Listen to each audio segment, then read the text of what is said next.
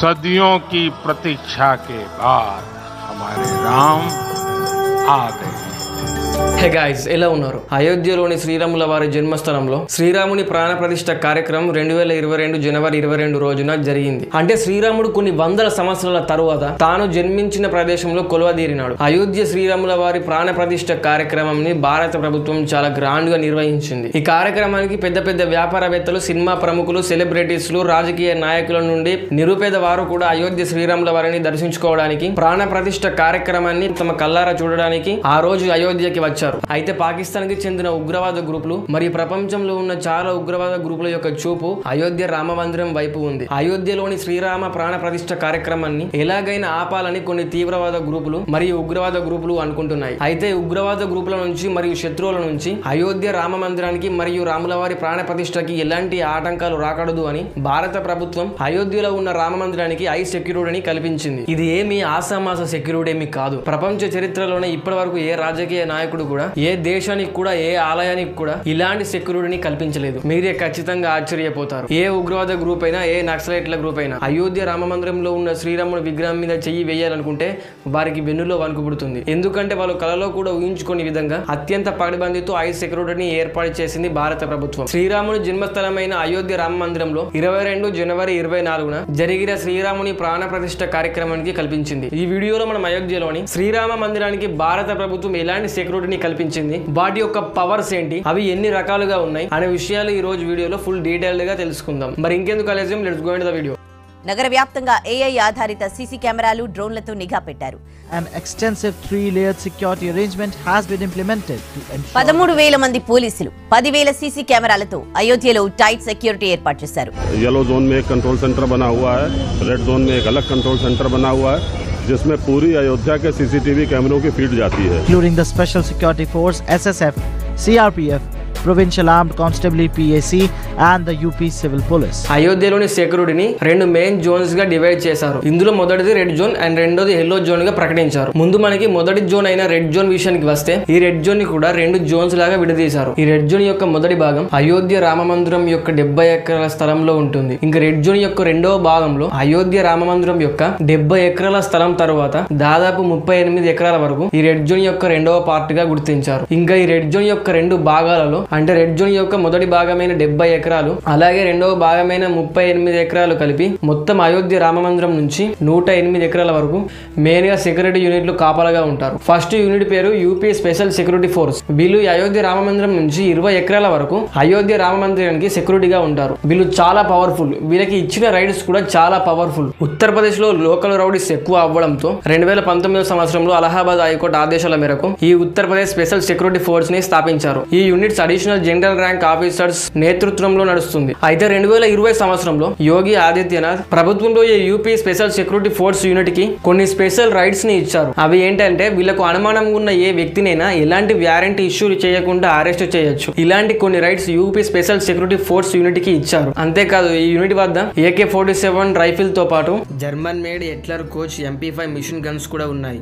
ఇది ఏకంగా ఒక్క నిమిషంలోనే 800 రౌండ్ల బుల్లెట్లు అట్ ఏ టైం ఫైర్ చేస్తుంది. అంతేకాదు, వీళ్ళు డైరెక్ట్ గా యూపీ సీఎం అయిన యోగి ఆదిత్యనాథ్ గారికి ఇన్ఫార్మ్ చేయగలరు. ఎవరు మీదనైనా వీళ్ళకు అనుమానం వస్తే చాలు, వీళ్ళు డైరెక్ట్ గా ఎలాంటి వారెంట్ లేకుండా వాళ్ళని అరెస్ట్ చేయగలరు. ఇంకా రెండవ జోన్ లో ఉన్న సెకండ్ యూనిట్ పేరు CRPF, అంటే సెంట్రల్ రిజర్వ్ పోలీస్ ఫోర్స్. ఇది భారతదేశపు అతి పెద్ద సెంట్రల్ ఆర్మీడ్ ఫోర్స్. పెద్ద పెద్ద భయానక అల్లర్లు, తీవ్రవాద అల్లాల నుంచి భద్రత కల్పించడానికి ఈ CRPF యూనిట్ ని రంగంలోకి దించారు. 1992 వరకు అయోధ్య బాబ్రీ స్థలం యొక్క రక్షణ యంత్రాంగం ఈ CRPF చూసుకుంటుంది. వీళ్ళ దగ్గర MPS machine guns, hand head thermal image లాంటి అడ్వాన్స్డ్ పరికరాలు ఉన్నాయి. వాటితో వాళ్ళు ప్రమాదాన్ని ముందే గ్రహించి ప్రమాదం జరగకుండా జాగ్రత్త పడతారు. వీళ్ళు అయోధ్య రామ మందిరం నుంచి 20 నుండి 40 ఎకరాలలో తిరుగుతూ ఉంటారు.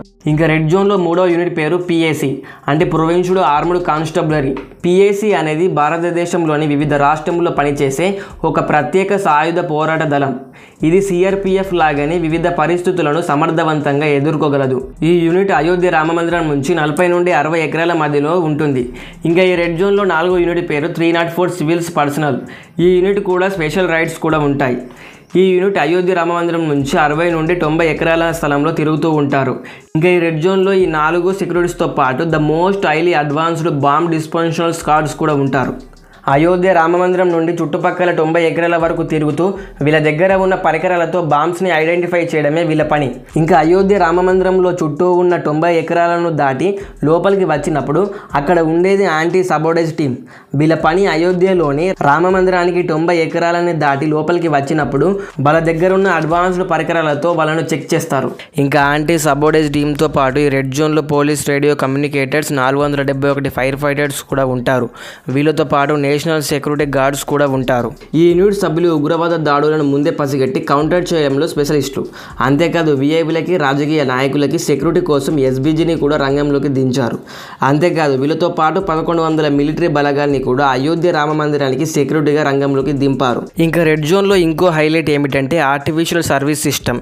ఈ ఆర్టిఫిషియల్ సర్వీస్ సిస్టమ్ డైరెక్ట్గా కెమెరాస్తో అనుసంధానం అయి ఉంటుంది.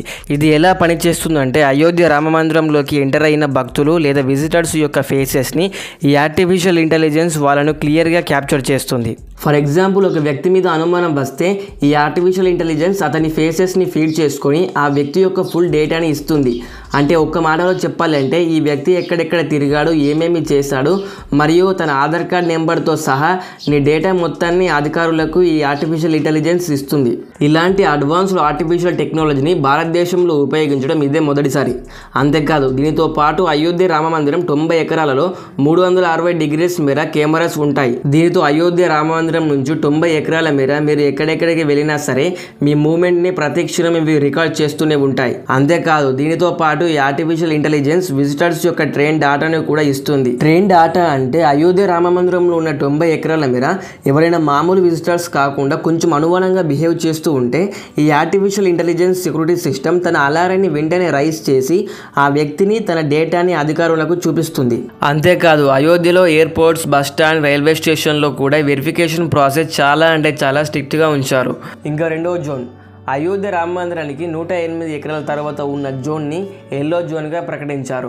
ఈ ఎల్లో జోన్లో కూడా 34 మంది సబ్ ఇన్స్పెక్టర్లు, 75 మంది హెడ్ కానిస్టేబుల్లు, అలానే 712 మంది కానిస్టేబుల్ని ఈ ఎల్లో జోన్లో ఉంచారు. సో ఎవరైనా అయోధ్య నగరానికి ఎంటర్ అయిన తర్వాత 6వ జోన్లో కానిస్టేబుల్స్, హెడ్ కానిస్టేబుల్స్ ఉంటారు.